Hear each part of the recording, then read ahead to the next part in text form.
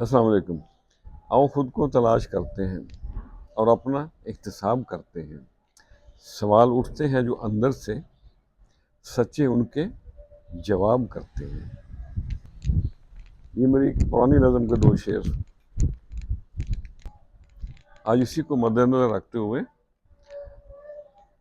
कुछ तब आजमाई। तो अर्ज़ किया है, आंखों में भंवर से निकल भी गए तो न्याज, डूब जाएंगे हम तो आंखों में। और बेघरी के इस ज़माने में घर बनाएंगे हम तो आंखों में। दुनियादारी से हमें क्या लेना, दुनियादारी से हमें क्या लेना, सपने लाएंगे हम तो आंखों में। वुसते आकाश तुम्हें मुबारक हो, तारे लाएंगे हम तो आंखों में। और फूल कलियों से घबराए है दिल, बाहर लाएंगे हम तो आंखों में।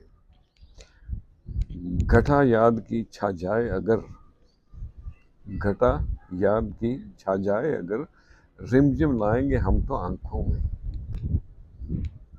इंतज़ार यार, फराक, वसल के लम्हे, सब समाएंगे हम तो आंखों में।